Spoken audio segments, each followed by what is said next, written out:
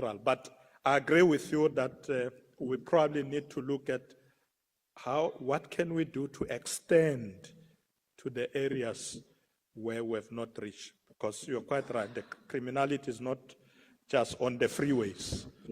So we need to see if we can be able to extend these resources into those other communities. But as I said earlier, Honorable Speaker, it will at some point boil down to how do we deal with issues of costs, because these things comes with costs. But if you say, is it something that is worth doing? Yes, indeed. Everything must be done to fight crime. Thank you, Honorable Speaker. Thank you. Honorable Reverend Misha. Deputy Honorable Speaker, it's Member Wayne Thring here. Will be replacing and taking the question. And apologies for any background noise because I'm still in transit. Honorable Deputy President, there are few who have grown up in townships, in particular who are untouched by the scourge of drugs and gangsterism.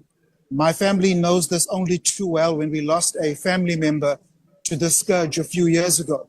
Mr. Deputy President, in cities like Medellin in South America and Denmark's gang exit program, the focus is on individualized support, employment, assistance, relocation, education, vocational training, as well as social reintegration, which have helped former gang members and leaders to leave the criminal networks and to transition into legitimate employment. Now, Mr. Deputy President, does the integrated police strategy that you mentioned include these international best practices, encouraging gang members and leaders to transition to law-abiding citizens, thereby reducing gang recruitment? If so, how? And if not, why not? Thank you. Thank you. I can see a number of members are trying to look at the building behind you to see where are you in transition, locally or internationally? Well, you will tell us when you come back. Deputy President, order. Yes. Thank you very much, Honorable Speaker, Honorable Winfrey. Indeed, this is something we are also engaging on in the country, because fighting crime doesn't mean, as I said earlier, just hardcore policing. We need to look at other interventions. So the issue of rehabilitating people, gangs, former gangs, into communities, into employment initiatives, etc., it's something that is quite positive, that we are also, as JCPS, looking at, and not just former gangs. Generally, a lot of young people, some have been in conflict with the law, some have served and they are back in communities. We need to help them.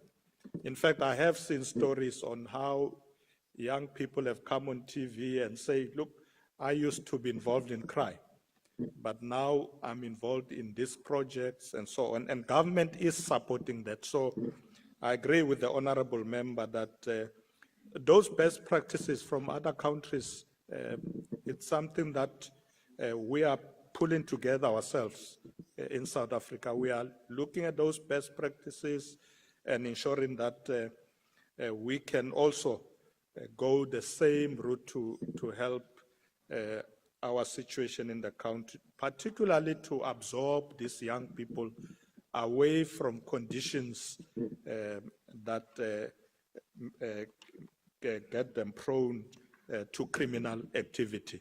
So yes, we are looking into that, and we will review, and I'm sure next time we'll be able to inform the member how much progress we're making in that regard. Thank you very much, Honorable Speaker.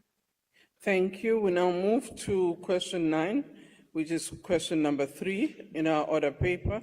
And it's a question asked by Honorable L.J. Passon to the Deputy President about whether the Deputy President, as the chair of the Water Task Team, has spearheaded specific interventions to hold municipalities and provinces accountable for inadequate water supply to their communities, and ensure that the Department of Water and Sanitation effectively utilizes its resources to address water shortages across the Republic. Deputy President. Thank you very much, Honorable Speaker. Honorable Speaker, the Water Task Team is working with municipalities to deal with the water challenges.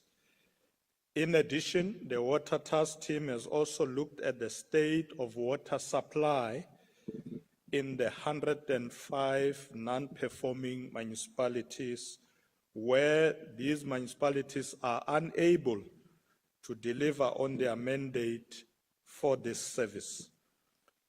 In terms of this, the Department of Water and Sanitation has submitted short, medium, and long-term solutions to turn around the declining water services to these struggling municipalities.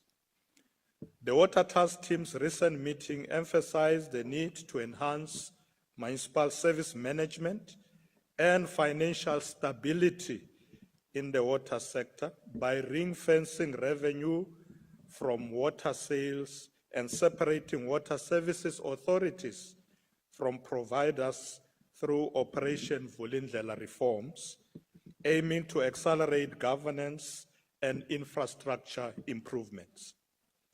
The Department of Water and Sanitation, led by Honorable Majodina, has also significantly strengthened its controls to ensure that funding is allocated to projects that add maximum value to address water services needs. For large projects for strategic nature, the department has established oversight structures in the form of project steering committees and technical steering committees that comprise of all stakeholders to monitor projects and to collectively address and resolve project blockages. In addition, the Department of Water and Sanitation has established a specialized unit with engineers who closely monitor and oversee implementation of priority and large intervention projects. These are projects that are identified by the department as requiring more stringent oversight based on impact, risk, and past delays. To this end, the Portfolio Committee on Water and Sanitation has recommended that the Department of Water and Sanitation, National Treasury, SALGA, and COCTA should collaboratively develop a comprehensive water debt management plan. This plan will implement strategies. Order, honorable member, can you please switch off?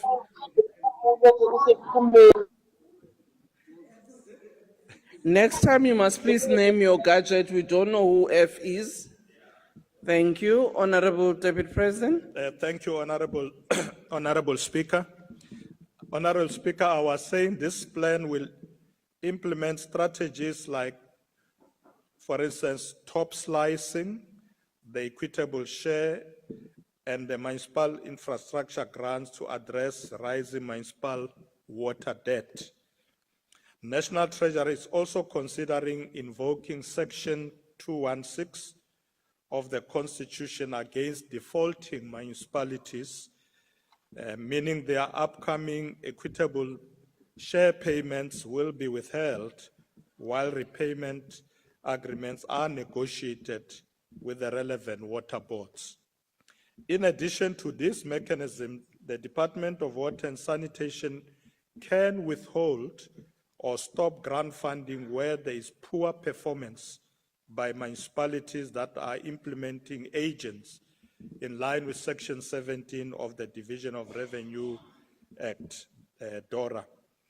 In cases of continuous under-expenditure, funding is reallocated to other struggling municipalities according to Section 18 and 19 of DORA. By the end of the municipal financial year, municipalities are required to have spent the allocated funding and any unspent funds are then returned to the National Revenue Fund. Honorable Speaker, we are not only addressing water-related service delivery challenges at local government level. Last week, we launched a new initiative called Clean Cities and Towns Campaign, which we launched in Kliptown in Soweto. This campaign is also aimed at assisting us to accelerate service delivery. We will be expanding this campaign to all provinces in the country. Through collaboration with various sectors of society and all levels of government, we will effectively tackle issues unique to cities and towns, including the provision of clean drinkable water, electricity connectivity, and so on. And those are things that will help us also to ensure that we help municipalities to perform their functions. Thank you very much, Honorable Speaker. Thank you, Honorable Person. Thank you, Speaker. Deputy President, given your response, have you considered implementing consequence management measures for municipal managers and mayors of water service authorities who repeatedly fail to meet minimum water delivery standards by holding them personally accountable for these failures? Thank you. Thank you, Deputy President. Thank you, Honorable Speaker, and thank you, Honorable Person. Consequence management is key to ensure that people do their work. Obviously, as I said earlier, that most of our water authorities are municipalities, and we also have water boards that are accountable to the Department of Water and Sanitation. And yes, indeed, we are looking at the performance of managers at those institutions. We have not, of course, I'm not aware that we have moved to an extent where we want to personally hold people personally liable, but obviously accountability means that there will be consequences to individuals who don't perform. And we will look at the extent in which we can strengthen those measures. You know, many of the municipal managers and people managing these water authorities, the boards, are continuously being assessed for performance. And those who are not doing their work, there's always consequences indeed, but it will differ from municipality to municipality. I'm sure it's something the water task team, in discussion with the minister, can look at to ensure that people do perform. As individuals who are appointed, they do their work. Thank you, Honorable Speaker. Thank you, Honorable Dr. Z.L. Mkiza. Thank you, Madam Speaker. Deputy President, thank you for the elaborate response. The challenges in the supply of water are widespread and are linked to overall dysfunctionality and service delivery lapses in municipalities, informed by, amongst other things, the issue of revenue generation, poor revenue generation.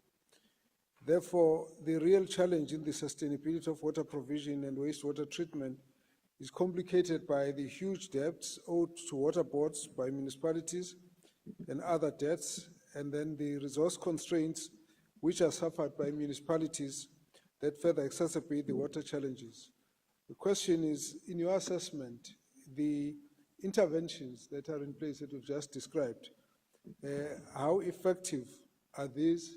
And if they are, you could then give us an example on how you have seen in your assessment the success of these.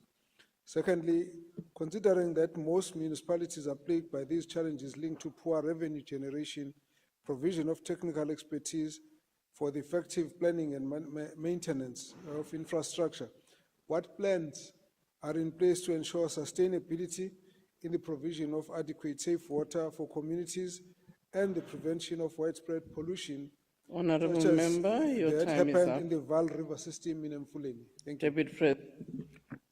Thank you very much, Honorable Speaker. Thank you very much, Kabazela. Uh, Indeed, it is true that many of our municipalities have very poor revenue generation mechanisms. They don't have mechanisms that are effective, and as a result, that results with poor revenue generation.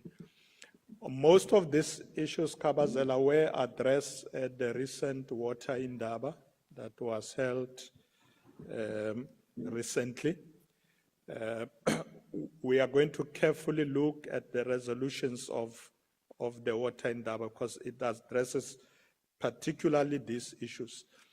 Because some of the municipalities don't really have capacity to be water authorities.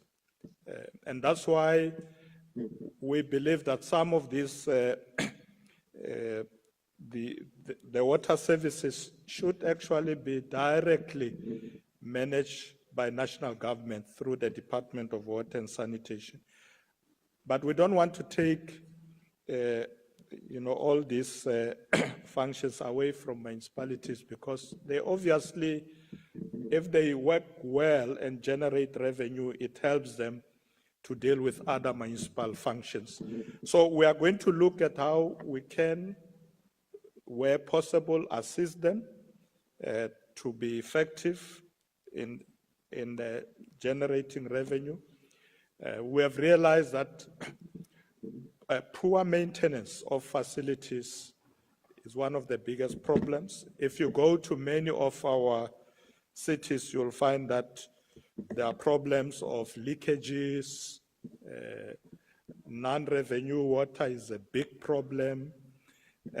So we're going to work with them to try and deal with those challenges. Because some of the municipalities or cities, you'll find that non-revenue water is almost close to 50%, if not more. And so they can't be effective in generating revenue when already, before you even pump water to consumers, whether it's communities or business, you have already lost half of your revenue. But this is a key matter that is contained in the water, the resolutions of the water indaba, and we are carefully looking at them with the minister, engaging all these municipalities to address particularly this problem, because that's where the biggest problem is in municipalities, is that water is actually lost. The Minister of Water and Sanitation said something very interesting when we were discussing recently. Says she has seen water walking in the streets. So we need to stop water walking in the streets. The water must go to the people through proper facilities, proper pipes, and not be lost and walk in the streets. But thank you very much, Kabazela, for the question. Thank you, Honorable Speaker. The third supplementary question will be asked by the Honourable Hadebe. Thank you, Deputy Madam Speaker, Honourable Deputy President. How is the Water Task Team working to support traditional and rural communities, particularly in historically neglected areas where water infrastructure is either non-existent or severely dilapidated? Furthermore, what measurable outcomes or timelines has the task team committed to in these communities to ensure equitable access to clean water? Thank you. The Deputy President. Thank you. Thank you very much, Deputy Speaker. Thank you, Honorable Hadebe. You're quite right. When we have this discussion at the Water Indaba, one of the biggest question was the time frame. What is the turnaround strategy? If you listen to the Minister of Water and Sanitation, they are very tight time frame of ensuring that we turn around the situation. Some of the goals that we want to achieve should happen in the course of this year, because we're losing a lot of water, municipalities are losing revenue. So we've put very tight time frame to ensure the turnaround on this problem. Of course, I don't have all of them with me, those deadlines, but they are there in the report. We're going to monitor them to ensure that where we need to fix the leaks, where we need to repair infrastructure is done timelessly. In fact, in some of the cities, you find that pipes have not been repaired or revamped for the last 40 years. It's a big problem. And at the Indaba, we focused on that to say, let's ensure timeless intervention with respect to repairs, but also ensure continuous maintenance. I'm happy that in areas like Gauteng recently, I saw the Rand Water Board doing a very aggressive maintenance.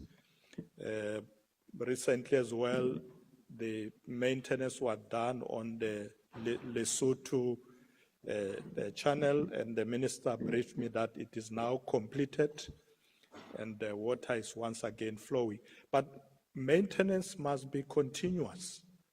We must not leave it for years and then come back when there's already a problem. And that's the approach we're now taking. Thank you, Honorable Khadeb. Thank you, Deputy Speaker. The last supplementary question will be asked by the Honourable Shlazi Webster. Thank you very much, Deputy Speaker. Deputy President, we have seen this movie before. We saw this movie with load shedding, and it was a result of infrastructure that was not maintained. It was a result of corruption that went unchecked, and we don't want to be in a situation where we are repeating that same movie. And so the question to you, Deputy President, is, given your role as chairperson of the Water Task Team, have you put in any interventions to make sure that major metros that are economic hubs, that are tourist nodes, are not interrupted and are protected from the water crisis that we have, given the impact of that on our economy specifically? And then the second question is around water shedding schedules. To say that, are you willing to commit to the publishing of water shedding schedules so that you have a responsiveness and you have contingency plans that are in place, not Thank only you, Honourable Member. for the Your market, time but has also expired. for essential services? Thank you very much. The Honourable Deputy President. Thank you, Honourable Deputy Speaker, Honourable Shlazi Webster. We actually support that the schedules should be published all the time.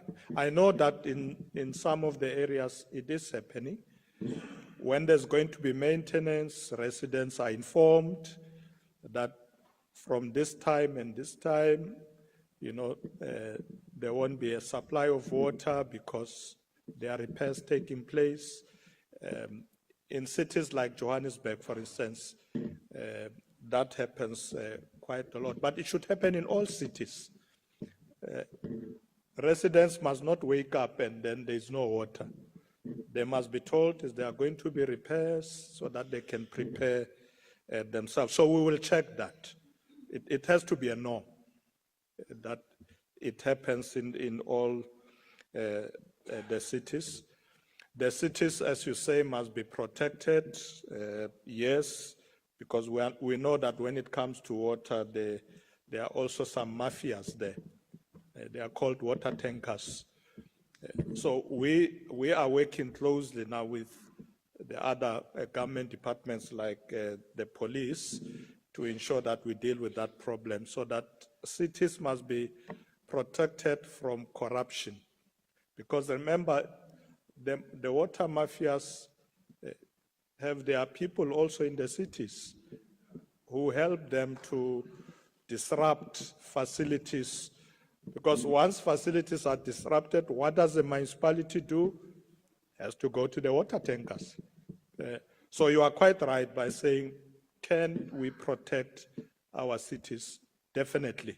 That's what we must do to ensure that the mafias, the water, because remember, water tankers started as an innocent thing, that when there are repairs and challenges, the city will then bring water through tankers. But then, you know, in a sense, it was captured by the criminal element, and they actually deliberately sabotage facilities, so that the municipality has no option but to come to them to supply water. So we are attending to that, but I agree with you that schedules must be in all cities, because there will always be repairs.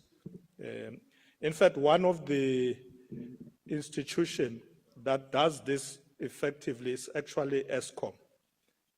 I've noticed that with ESCOM, whenever there's any repairs they do, you will get the message that, you know, tomorrow from this time to this time, there won't be electricity, we are repairing and so on. So we are going to ensure that the municipalities and particularly water authorities do that as well. Proper scheduling, residents must be informed. Thank you, Honourable Member. Thank you, Honourable Speaker. Question 10 has been asked by the Honourable P.A. van Staden.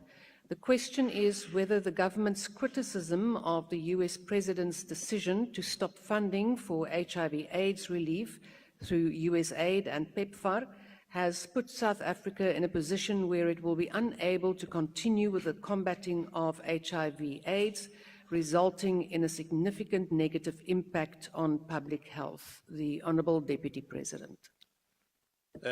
Thank you very much, Honourable Deputy Speaker. I was a bit puzzled by the criticism.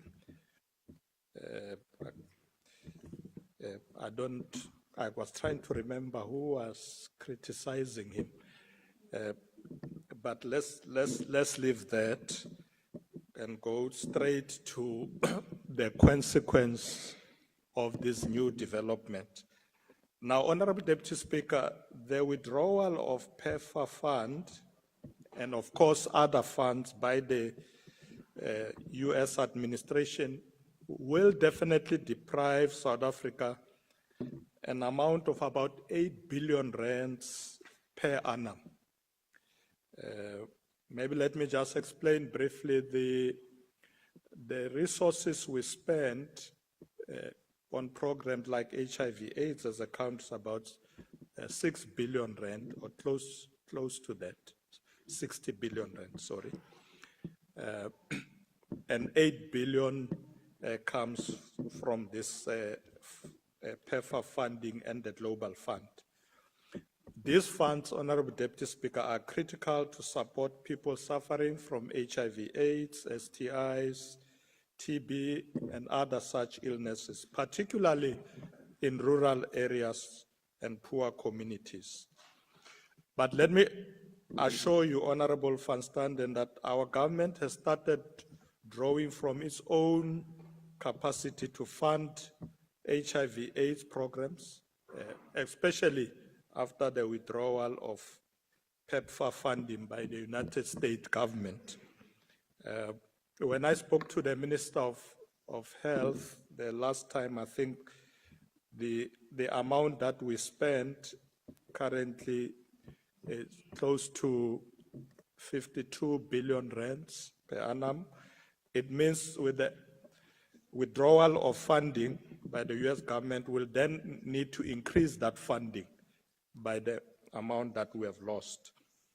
The Minister of Health has on a number of occasions indicated that the withdrawal of PEPFAR funding at the moment will not have dire consequences for purchasing of antiretrovirals, for instance, because these were already budgeted for in the next year or two.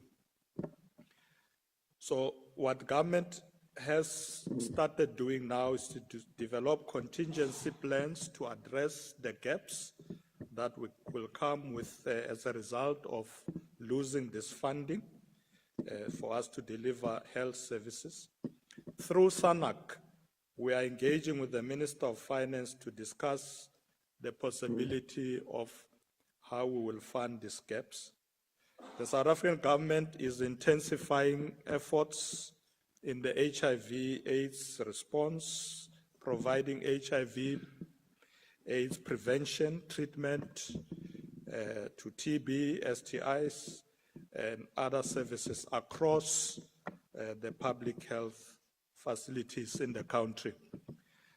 For instance, under the auspices of SANAC, the Minister of Health has now launched the 1.1 million Close the Gap campaign, as we call it, and this was done in February of this year.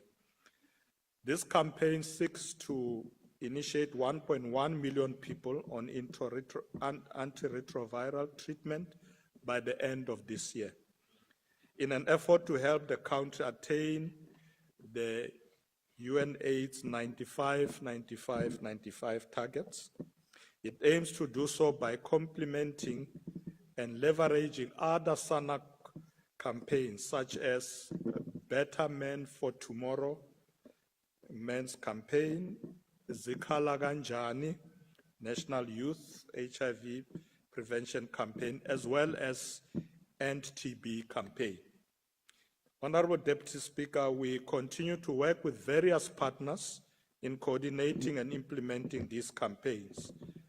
At the present moment, the PEFA colleagues or people who were getting remunerated through this funding are paid through the Center for Disease Control in the country. Last month, I reassured this House that as government, we are taking the necessary measures to prevent the negative effects that could result or that has resulted through the withdrawal of PEFA support. In this regard, SANAC is finalizing a country sustainability framework to ensure sustainability of these programs.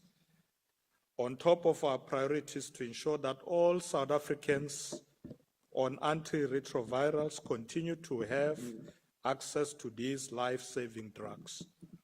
Similarly, those who still need to be initiated on treatment must be initiated as per our plans.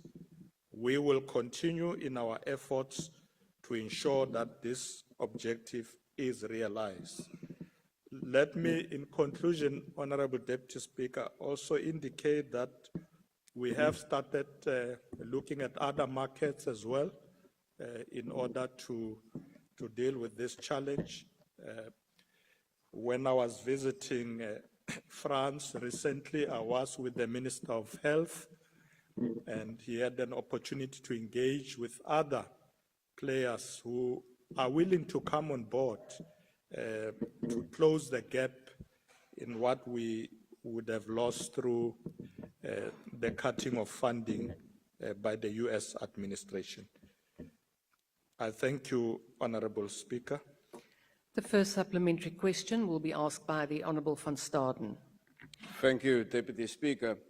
Deputy President, deflection will not come to your aid in this situation, and the fact of the matter is that Africans are suffering due to the government's blunders. My question, however, is how will the Department of Health and government continue with the compensation of 8,000 healthcare workers in the HIV/AIDS sector, the appointment of doctors and nurses at public hospitals, the procurement of beds, medical equipment, the refurbishment and upgrade of hospitals, and the funding for the building of 9 new central hospitals, as announced by the Minister of Health on SABC television during the G20 summit in Johannesburg in April of this year. Thank you, Deputy Speaker. The Honourable Deputy President. Thank you very much, Honourable Deputy Speaker. Honourable Van Staden, you said something like people are suffering because of government blunders. I don't know what you're talking about. What blunders are those?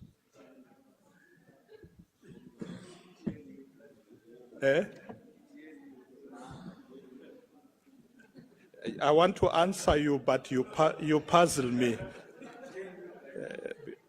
Because you start with the accusation. So I'm not sure how to answer somebody who start by accusing me of blunders. What blunders are these? You don't know.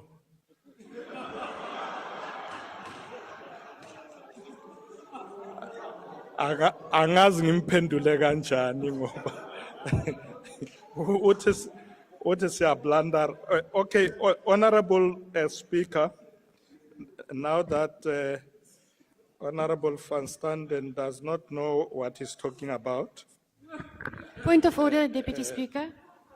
Honourable Deputy President, please take your seat. Honourable Denner, what is your point of order? Deputy Speaker, I apologize for the interruption, but we see that the Deputy President is doing his best not to answer the question, and we are here to get answers from him, so can he please answer the question from the member? The real question, not the deflection. Thank you, Deputy Speaker. Honourable Member, that is not a point of order. The Deputy President is still busy with his answer.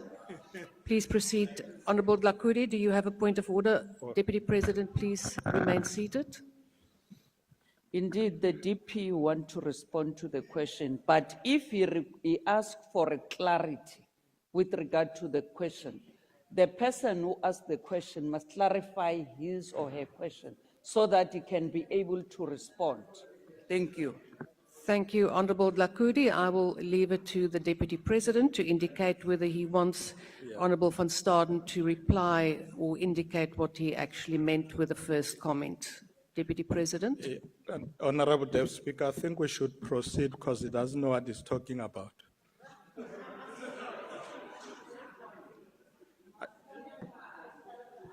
He can't clarify what he means that people are suffering because of government blunders.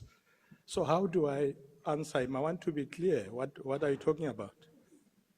Now that you don't know, I think we should proceed.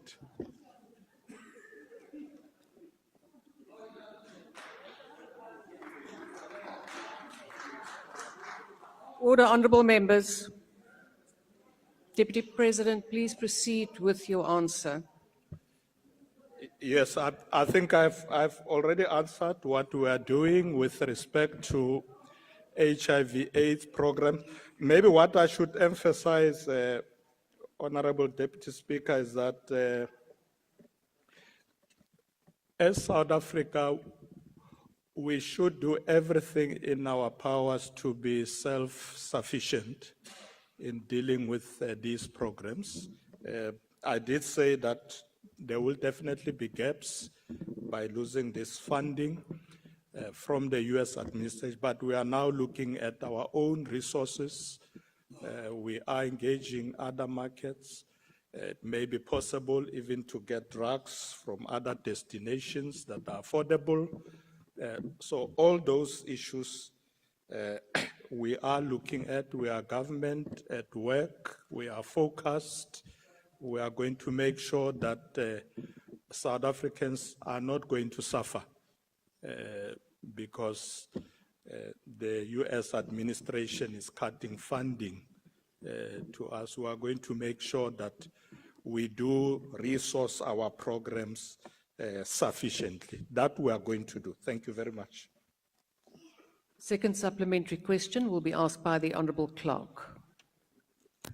Thank you, Deputy Speaker. Honourable Deputy President, given that the National Lottery Commission has already submitted a proposed funding application to make up the funding lost by PEPFAR entitled Close the Gap, and you have answered part of my question, because I wanted to know what the progress is of that process, and you said around September. But we are gravely concerned, though, that the NLC continues to be under an ever-broadening probe by the Special Investigation Unit.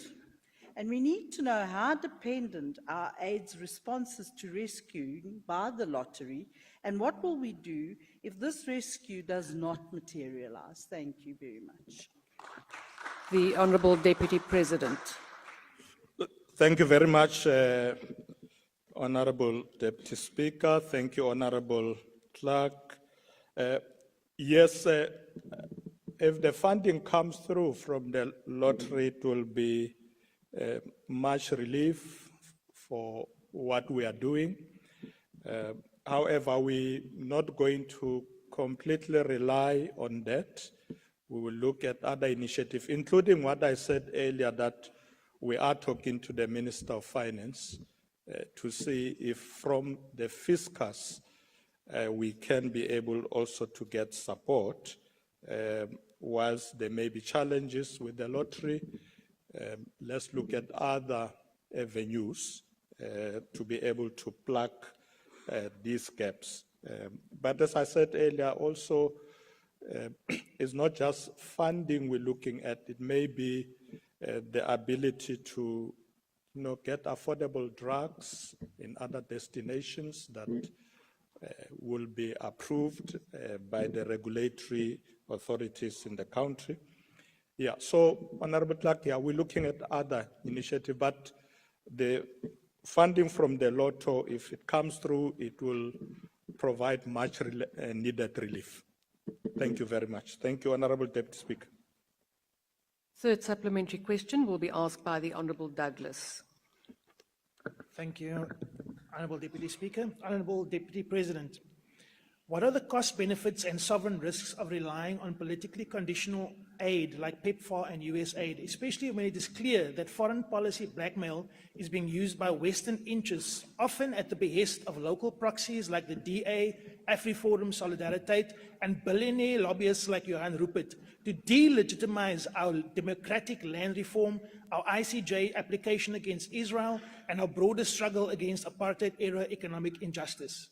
What are the reasons why the GNU is not strategically pivoting towards BRICS healthcare partnerships to safeguard our HIV/AIDS response from future sabotage, especially considering the GNU's austerity measures and budget cuts? If not, why not? And if so, what are the details? I thank you. The Honourable Deputy President. Thank you, Honourable Deputy Speaker. Thank you, Honourable Douglas. We are doing exactly that. We have decided that we're not going to rely on the US administration for our work.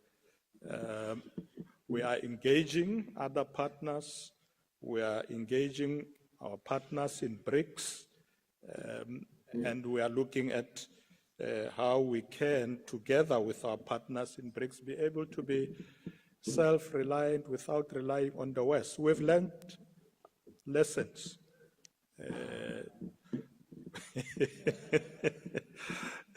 Somebody's pleased about what I said. Said finally. It's important, in fact, not only for South Africa, for the continent.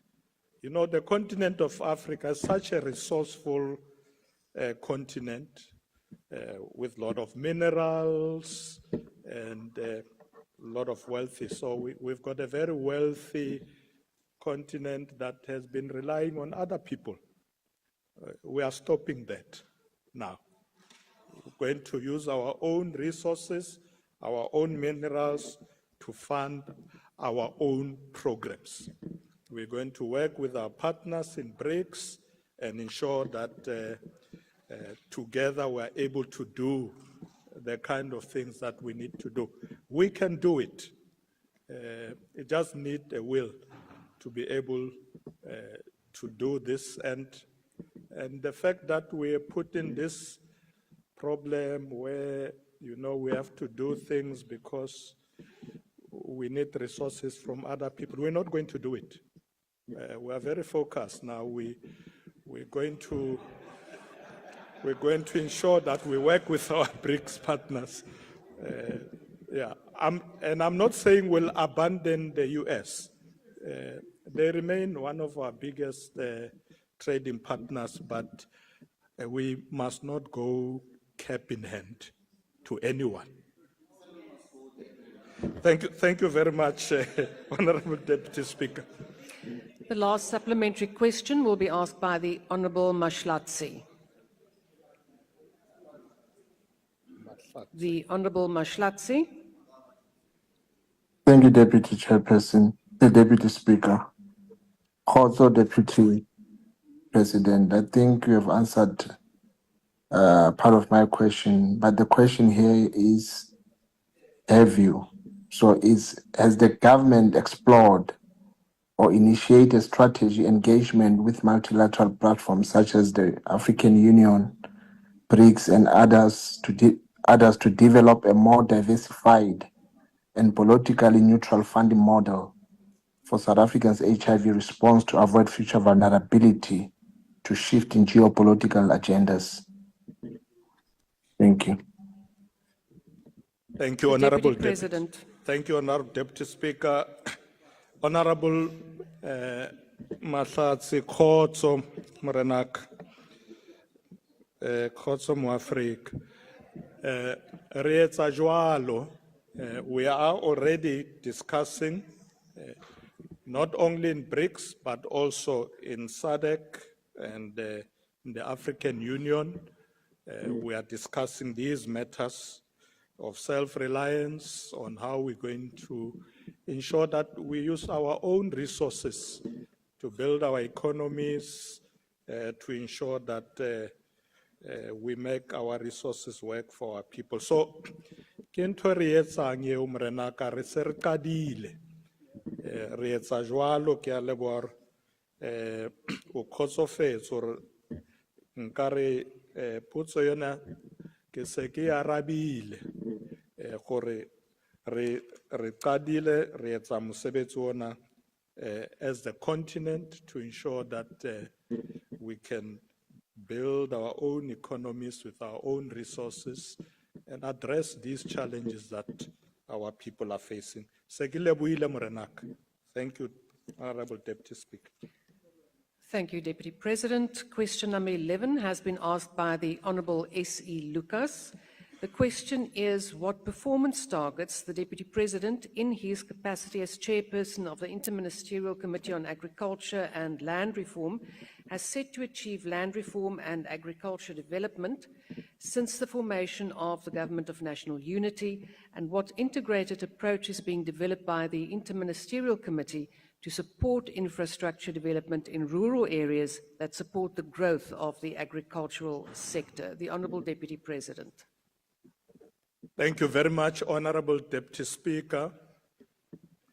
The government is accelerating land reform program through the Interministerial Committee on Agriculture and Land Reform to increase or improve agricultural production, ensure food security, and expedite land redistribution, aiming at tackling inequality, poverty, and unemployment through increased agricultural output and economic participation. To this end, the Department of Land Reform and Department of Agriculture, working together, have allocated more than 500 million rand for 2025-26 financial year to acquire land and allocate 44,000 hectares of land for redistribution and security of tenure programs. Land redistribution efforts will concentrate on rural and urban areas with high levels of landlessness and poverty. Furthermore, for the 2025-26 financial year, the Commission on Restitution of Land Rights aims to settle more than 280 claims.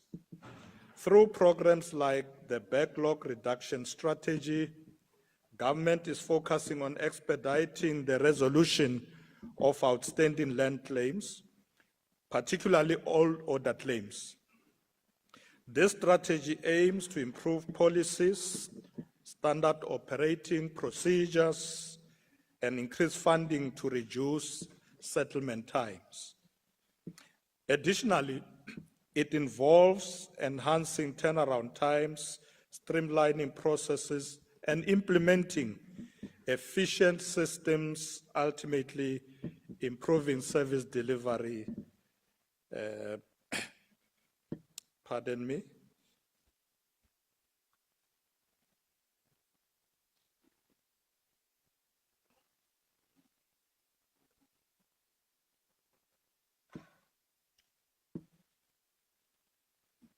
Sorry for that. Ultimately, improving service delivery to claimants.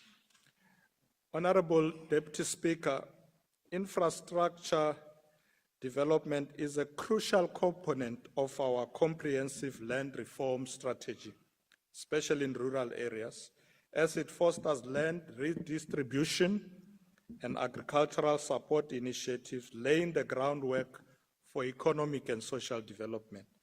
Government is implementing infrastructure development programs, particularly in rural areas, focusing on key sectors like energy, water, transport, digital infrastructure, human settlements, with specific emphasis on agricultural development.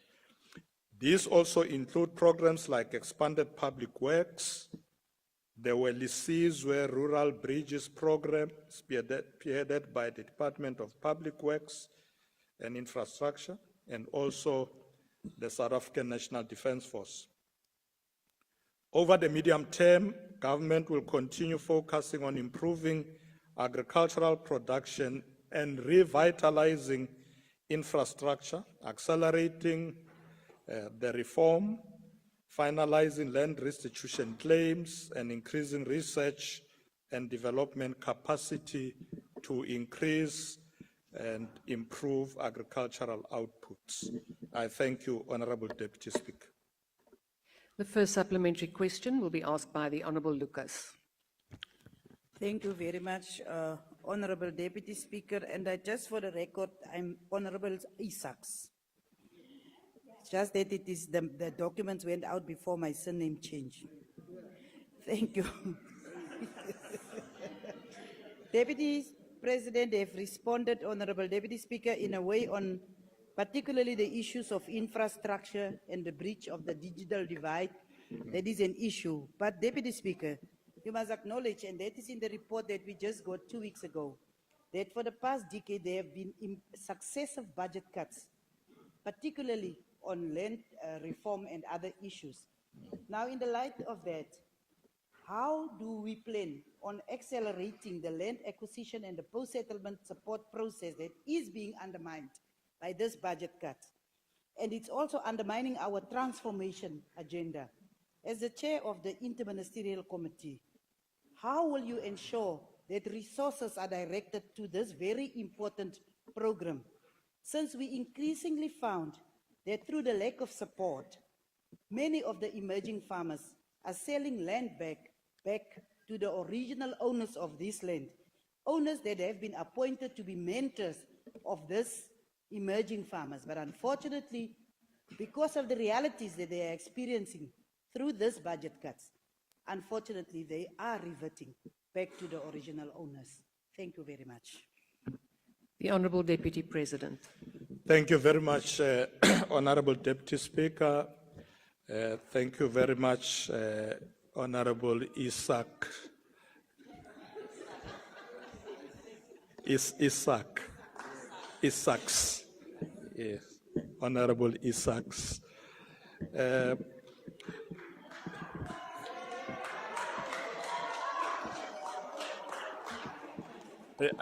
I'm not sure why they are doing that. They seem to be congratulating you for something.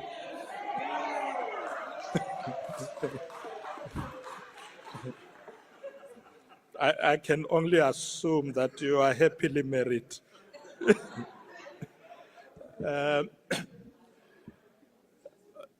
Honorable Isaac, you're quite right that the challenge of our land reform program has always been post-settlement support. In the previous years, we started giving people land and so on, and you're quite right. Once people don't have enough resources to till the land, they sell it back to the people who previously owned the land. So post-settlement support is critical in ensuring success in our land reform program. You did indicate that in the recent years, funding has been declining. We have been engaging now with the National Treasury, and in fact, more resources are going to be made available. I'm informed about 3.7 billion rand has already been approved because we need to support people who receive land so that they put the land to productive use. So I thank you for that question because it's a very important intervention to ensure that people who receive land are able to use the land productively in terms of farming and other initiatives that they can come up with. And I can show you that we are already now doing that to ensure that there's adequate support for people who have to till the land. Thank you very much, Honorable Member. Thank you, Deputy Speaker. The second supplementary question will be asked by the Honourable Matiase. Thank you, Deputy Speaker. I'll be taking the question on behalf of the Honourable Matiase, and greetings to the constitutionally and democratically elected Deputy President of South Africa, the incorruptible, unimpeachable Paul Mashatile. Given the performance targets and integrated approaches you have outlined, what concrete progress has been made to date to acquiring, allocating, and supporting land back for black farmers, particularly in historically disadvantaged rural areas, and how is the progress being monitored and reported to ensure transparency and accountability? Furthermore, how significant is land redistribution in the transformation of the agricultural landscape in this country, and to what extent are you, as the chair of the interministerial committee, willing to go to protect and defend land reform as a critical transformation tool to redress the imbalances of the past? Thank you, Deputy Speaker. The Honourable Deputy President. Thank you very much, Honourable Deputy Speaker. Thank you very much, Honourable Tambo. I always like making this point or this assertion that the struggle in South Africa by the liberation movement has always been the struggle for land. When all is said and done,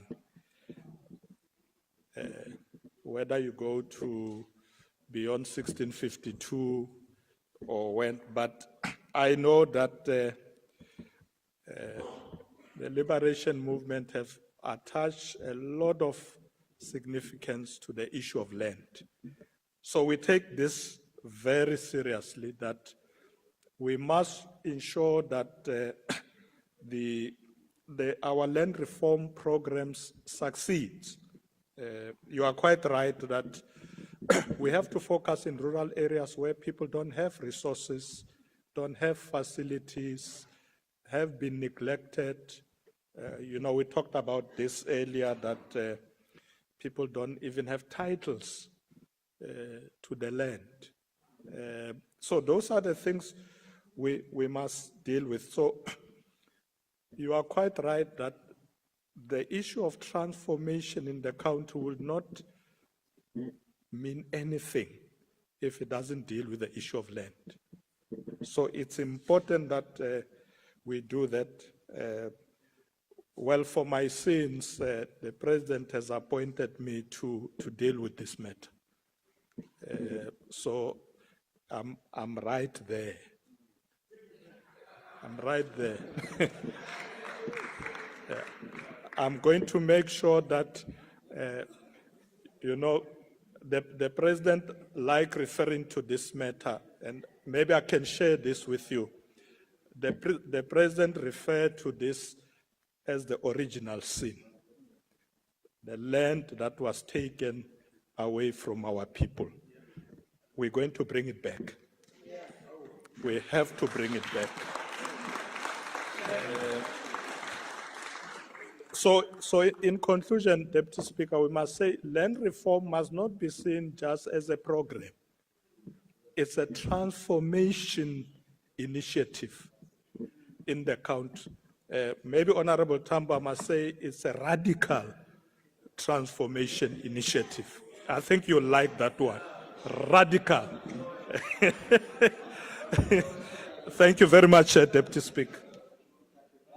Third supplementary question will be asked by the Honourable Smith. Thank you very much, Deputy Chairperson. Deputy President, in terms of the Constitution, Section 25, subsection 6, a community whose tenure of land is legally insecure because of racially discriminatory practices are entitled to tenure or comparable redress. Considering the volume of high-value arable land in traditionally governed areas in the Eastern Cape, KZN and Limpopo, will you ensure that land reform is prioritized and title deeds are handed over to upcoming farmers in those areas previously known as Bantustans, to ensure that productive use of this high-value agricultural land takes place, as well as to preserve this land as it is a scarce and valuable resource that is being turned into residential areas as we speak? Thank you. The Honourable Deputy President. Thank you very much, Honourable Deputy Speaker. Yes, Honourable Member, we are prioritizing titles to people in the rural areas, particularly emerging farmers. I work on the assumption that the other farmers have them already, the title deeds. So I'm focusing on emerging farmers, that they must have titles to the land. But when you deal with rural areas, it's not just farmers. So I think what we should say is that we must do everything to improve the lives of people in rural communities, not just farmers, including farm workers. One of the biggest debates recently that South Africa has been facing from other people is also the issue of security in farms. And when you deal with that issue, you must deal with it for everybody. Farmers, farm workers, and everybody in those areas. So I agree with you that, in fact, all the things you are saying that should be happening in rural areas, that's exactly what we are doing. We must not forget rural areas, including issues of digitization, communication. We must make sure that people in rural areas have access to communication, to mobile phones, to clinics, to police stations, to all facilities.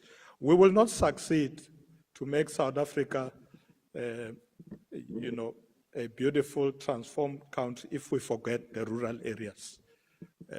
So we must focus there, and I thank you for raising this question. In a way, you were also making suggestions that these things should be done. And I thank you for that. Thank you, Deputy Speaker.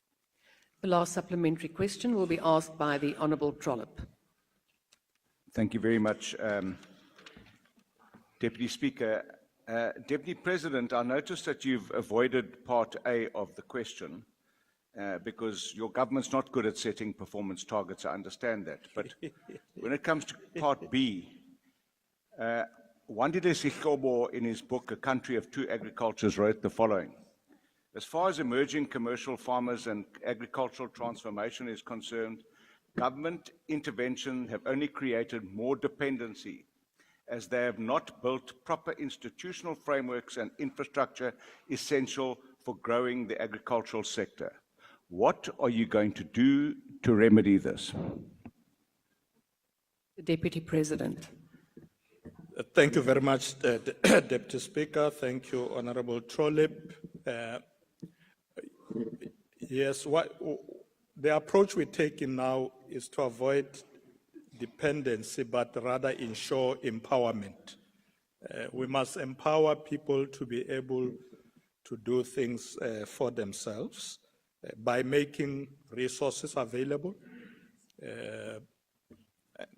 And it's not just funding, it's also expertise, training of people, particularly those who want to farm. And those are the initiatives that we're looking at. I was very excited when I went to NAMPO this year to see what is possible to assist rural communities and farmers. Training that they showed me there, even before someone gets funding, they show them how to be able to use these resources properly. New technologies that are now being introduced.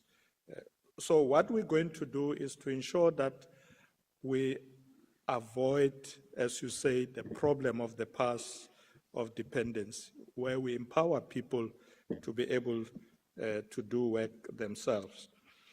Honorable Trolip, one of the interesting things that is emerging in South Africa is partnership between some of the people who have expertise in farming and the emerging ones. I've seen that in the Free State, in Mpumalanga, when I visited the areas, and in KZN. It's emerging everywhere where people are coming together, emerging farmers and farmers who have been there, and they partner.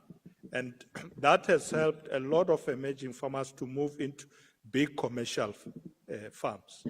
So I agree with you that our approach should not create dependency, but rather empowerment of people. And that's what we're going to do. Thank you very much, Honorable Trolip. Thank you, Honorable Deputy Speaker. Honourable members, the last question has been asked by the Leader of the Opposition. The question is about whether the Deputy President has found the outcome of the recent police disciplinary inquiry that found 8 members of his VIP protection unit not guilty of assaulting a man on the N1 highway morally correct, and whether he has attempted to schedule a meeting with the victim of the assault to hear his side of the story and apologize to him. The Honourable Deputy President. Thank you, Honourable Deputy Speaker.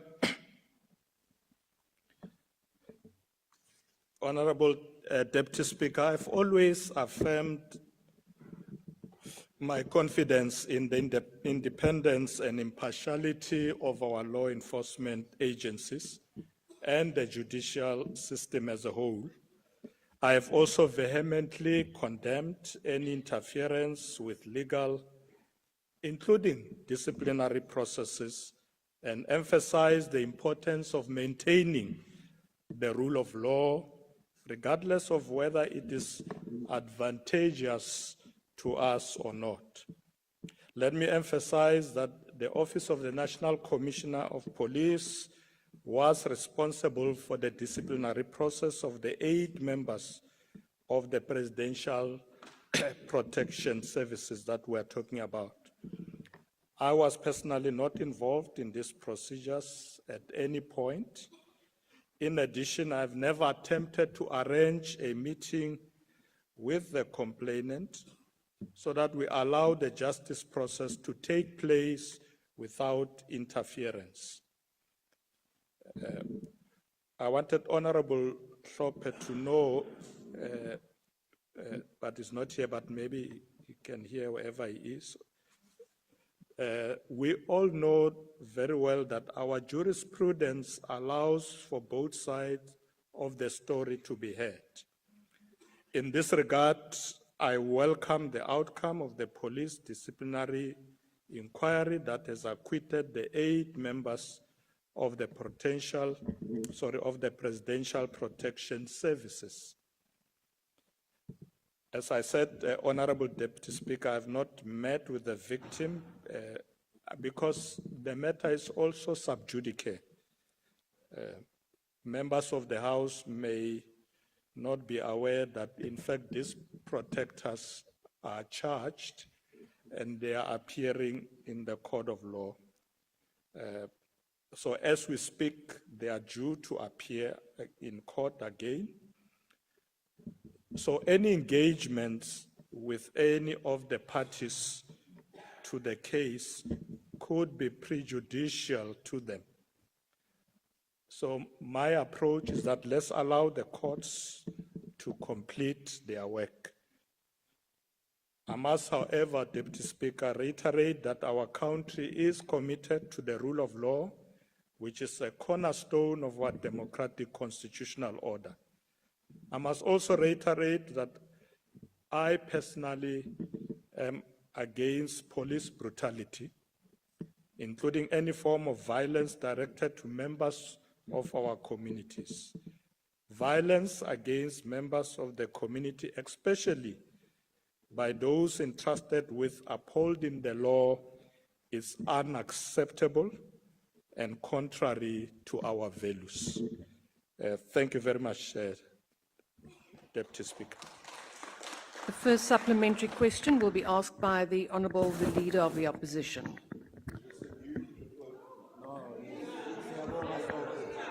Order, Honourable Members. Order. I need protection. Please protect our speaker, Deputy. Order, Honourable Members. Please protect him. Honourable, yes, I am busy doing that. Honourable Member, please proceed. I need protection, Honourable Speaker, from... No, thank you very much, Honourable Speaker.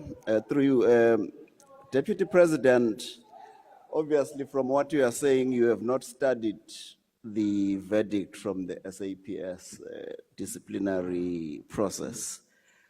The issue here is we think you ought to try to understand why such a brutal act, as captured on video, would escape responsibility by the said officers. But more importantly, where human rights are being violated in your name, where people are saying they are protecting the Deputy President and they use excessive force against unarmed people in order to protect you. And would you in future, once this process has completed its course, take time to make sure that there is counseling and make sure that nobody in future violates individual human rights in your name? The Deputy President.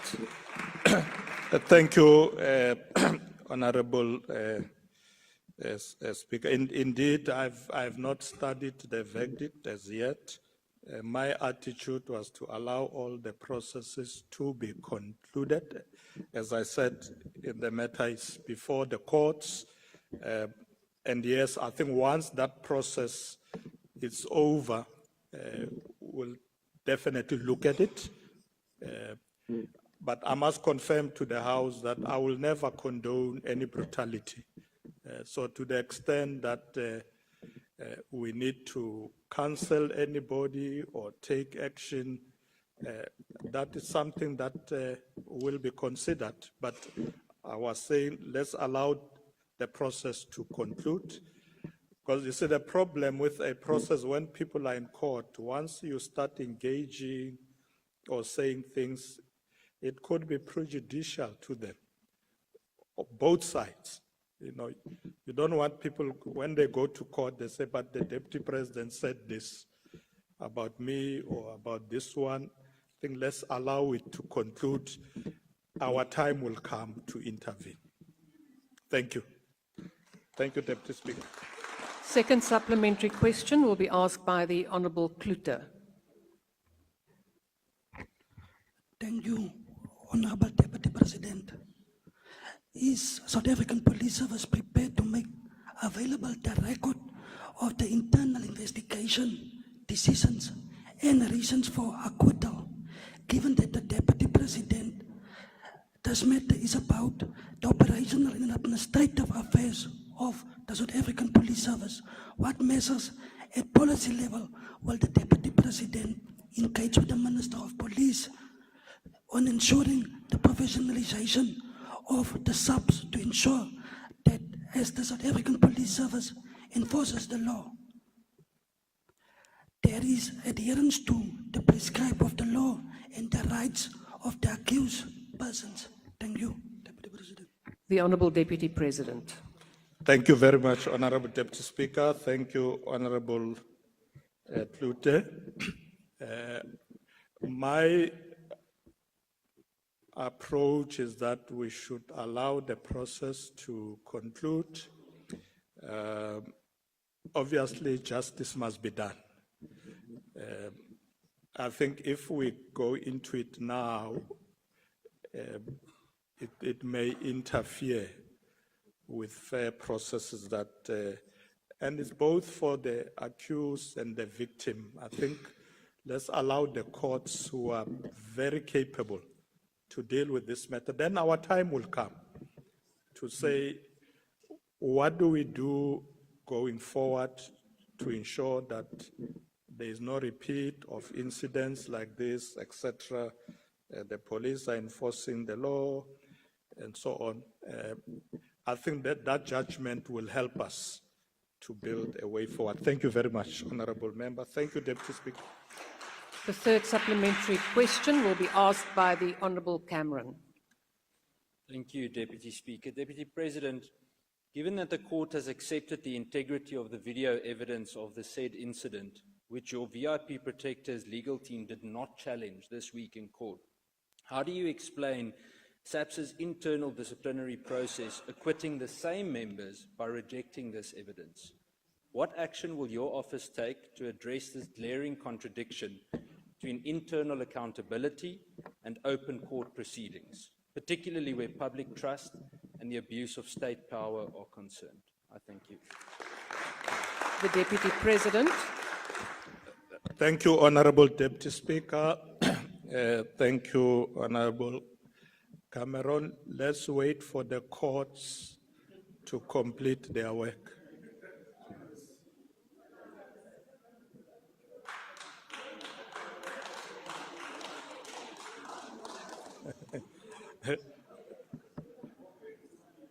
Let's wait for the courts to complete their work. Then our time will come to say, what do we do next? Thank you, Honourable Deputy Deputy Speaker. President, there is a point of order. Please take your seat. Yes. Honourable Member, your point of order. Thank you so much, Deputy Speaker. Deputy Speaker, we've raised this issue before, that it's important for questions that are posed by members to be answered. And this particular question has been put to the Deputy President, and the question hasn't been answered. It has nothing to do with the courts. It's a completely different process, and I think it's fair for the Deputy President just to put those answers to the members when they ask the question. Thank you so much. Thank you, Honourable Member.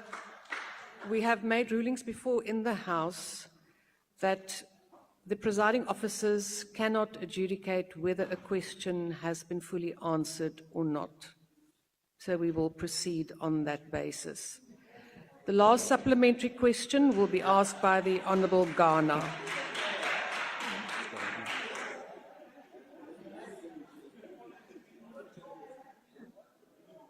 Nakenza Mtramashkul. Chandlasha President, maybe let me ask a question that will not have an answer that let's wait for the court. To say you are the chairperson of the JCPS cluster. And there's the presidential protection and the VIP might very well appear or you discuss it. So what I want to know is whether, as a chairperson of the JCPS cluster, you have discussed the conduct or the behavior of the presidential protection services and the VIP protection when they are transporting ministers, deputy president, or the president on the road to ensure that the South Africans that are road users, they don't feel threatened by the VIP protectors and the protectors that are transporting the president. Deputy President. Thank you, Deputy Speaker. Tatangana Kensa. We will deal with that matter effectively in the near future so that we don't prejudice anybody. Ntahlamula kahle ayitsikeni swela laya a court. Lo seswerila court we itahlamula kahle nje kore iya kanjana amahlweni. Anemi chabeli narko. Suta hela laya ibuya hala. Hakens inkom. Thank you, Deputy Speaker.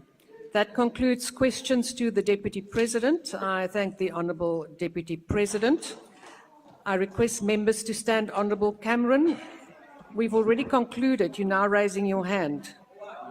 Point of order. Please proceed. What is your point of order? Point of order. Yes, please proceed.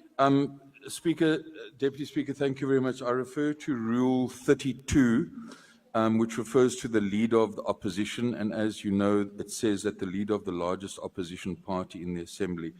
Now, on the order paper today, we had the leader of the opposition of the MKP who was supposed to ask the question. There was no apology when Honorable Gama stood up and said that. So I would just like to know, is Mr. Shlope, Honorable Shlope, still the leader of the opposition for the MKP, Honourable or is there a Cameron, that is change? not a point of order. Please rise. The House is now adjourned.